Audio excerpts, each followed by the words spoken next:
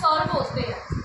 अब पवित्र बाइबल में ये तो लिखा नहीं, प्रभु ने ऐसा कहीं भी नहीं लिखा कि प्रॉब्लम्स आएंगी ही नहीं, मुश्किलें आएंगी ही नहीं। इब्राहिम था, उसके ऊपर भी प्रॉब्लम्स आई थी, नूह के ऊपर भी प्रॉब्लम्स आई थी, अय्यूब के ऊपर देखो कितनी बड़ी प्रॉब्लम्स आई। तो हम क्या चीज है, अब मैं प्रभु को सर्व कर रही हूँ, हो सकता है हमारे घर में भी कोई प्रॉब्लम्स आ जाती है, कभी कभार आ जाती है, लेकिन कुछ लोग होते हैं टांग खींचने के लिए वो बैठे होते हैं।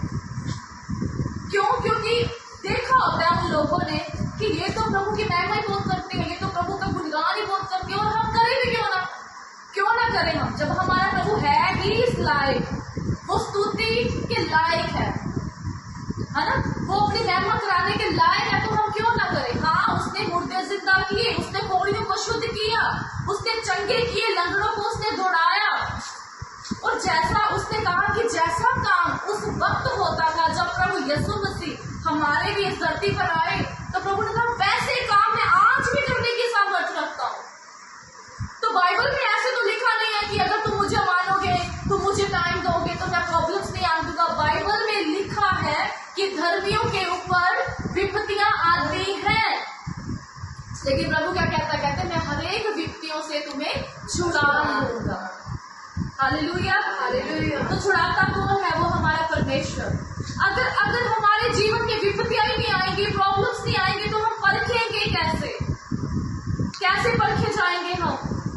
अगर हमारे घर में हमारा बेटा और बेटी जिसे हम जन्म देते हैं, प्लान करते हैं ना बेटा बेटी की, हम प्लान करते हैं कि हमारे घर में बेबी होना चाहिए, प्लान करते हैं ना, तो क्या हम प्लान इसलिए तो नहीं करते कि ये दुखी रहे? और अगर चलो इन केस हमारे बच्चे बिगड़ जाते हैं, जिसे बुराई रास्ते पे चले जाते हैं, तो क्या हम अपने बच्चों को घर से बाहर निकाल देते हैं? ऐसा करता है क्या कोई? क्या हमारे बड़े बुजुर्ग भी कई बार गलती कर देते हैं, तो क्या हम उनको घर से बाहर निकाल देते हैं? तो जब यीशु छोटी सी जब हमें कोई प्रॉब्लम दे भी दे, कुछ भी अगर हो भी जाए हमारे साथ, तो क्या हम प्रभु को कोसना कर देंगे, शुरू कर देंगे? क्या प्रभु को ऐसे कोसना शुरू कर देंगे, प्रभु क्यों हो गया हमारे साथ ऐसे? अब इन दिनों में कुछ ऐसी चीजें हुई जीवन में, तो लोगों ने कहना शुरू कर दिया, अरे तुम तो यीशु को मानते हो, तुम तो बहुत यीशु यीशु करते हो, तुम्हारे साथ ऐसा क्यों हो गया?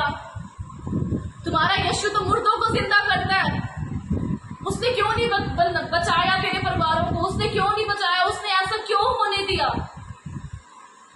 और ये वचन बताता है कि प्रभु कहता है जिससे मैं चुन लेता हूँ उसके लिए मेरे पास क्या है? योजना है, प्लान है, और प्रभु कहता है अंत के समय में मैं उसको पूरा करूंगा। हालेलुया।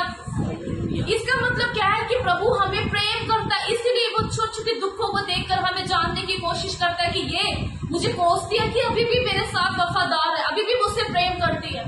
अब यहाँ हम अय्यूब की स्टोरी को पढ़ते हैं। अय्यूब के पास सब कुछ था ना उसके पास।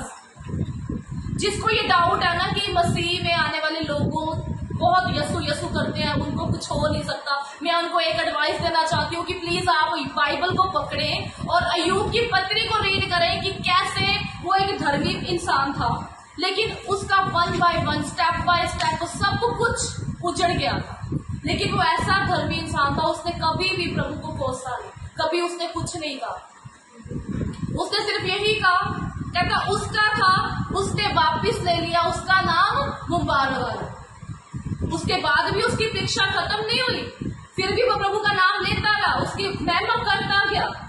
फिर उसके बाद अंत में उसको बीमारी क्या हुई? कोढ़ हो गया उसको। आपको पता ना यूब की स्टोरी, उसको कोढ़ हो गया। उसके कोई जिस्म का अंग ऐसा नहीं था जिसमें उसके बड़े बड़े फोड़े ना हुए हो। उसकी पत्नी उसके पास आती है, वो कहती है अब तो अपने पिता अपने परमेश्वर को कोस, अब तो बोल, उसने तेरे घर भी उजाड़ दिया, बच्चे भी ले लिए, अब तेरे जिस्म में भी इतनी गंदी स्मेल आती है, खून तेरे जैसा बैठा नहीं जाता, अब तो तू अपने परमेश्वर को बोल दे, उसको अब तो कोस, अब तो बोल कुछ। लेकिन वो ऐसा पर्सन था, उसने फिर भी खुदा का अपने मुंह से कभी भी गलत वर्णन नहीं किया। उसने एक बात कही, वो मैं शेयर करना चाहती हूँ, वो जो मेरे दिल पर ना लिख चुकी है वो बात ये थी, कहते हम खुदा से अच्छा तो सब ले लें, लेकिन जब बुरा कुछ खुदा देता है तो हम उसे फटकारने लग जाए। आज मैं वही आपसे बात करती हूँ, आज हम यीशु को मानते हो कि नहीं? आप प्रभु की महिमा करते हो, फास्टिंग रखते हो, कितने सैक्रिफाइस आप करते हो। अगर आपके साथ जाने या न जाने में कुछ हो जाए तो क्या आप प्रभु को फटकारोगे? क्या कहोगे, प्रभु मैं तो अच्छा लेने के तेरे पास आई थी, ये गलत क्यों हो गया मेरे पास? लेकिन अय्यूब क्या कहता है, वो भी तो प्रभु का धर्मी पर्सन था, कहता है बस अच्छा ले ले, हम जब बुरा कुछ हो तो हम प्रभु को फटकारने लग जाए। तो फिर हमारे में और दूसरे लोगों में क्या डिफरेंस होगा? तो क्या हम करी जाएंगे कि हाँ हम धर्मी हैं, हम नहीं अखवाई जाएंगे कि हम धर्मी हैं। आज हम प्रभु ने हमारे पहचान को क्या बना दिया कि हम धर्मी हैं। आज हमारे साथ जो कुछ भी होता है वो किस लिए होता है? उसकी महिमा के लिए। प्रभु कहता है मैंने चुना ही मुझे तब है क्योंकि कहता है कि मेरे पास आपके लिए प्लान है। हालेलुया। और वो जगत के अंत तक प्रभु कहता था पूरा भी करूंगा। पूरा कब करेगा? वो वेट करता है, वो कुछ दुख देकर हमें अजमाता है। आज हम अजमा सकते हैं कि वो बेटी मेरी सच में वो बेटी है कि नहीं है, वो बेटा सच में मेरा अपना है कि नहीं है, वो पति सच में मेरे वश में है कि नहीं है, वो सच में वफादार है कि नहीं है। तो प्रभु जो हमें इतना उसने हमें बनाया रचा है, उसने हमारे लिए अपने आप को बलिदान दे दिया, क्या उसका भी फर्ज है कि वो भी हमें कुछ थोड़ा सा आजमा ले? क्या उसका कोई फर्ज नहीं है कि वो हमें आजमा के देखे कि हम भी उससे प्रेम करते हैं या नहीं करते? या हमारा ये फर्ज नहीं बनता कि अगर प्रभु हमारी परीक्षा ले रहा है तो हमें उस परीक्षा में ये वफादारी से बताना है कि हाँ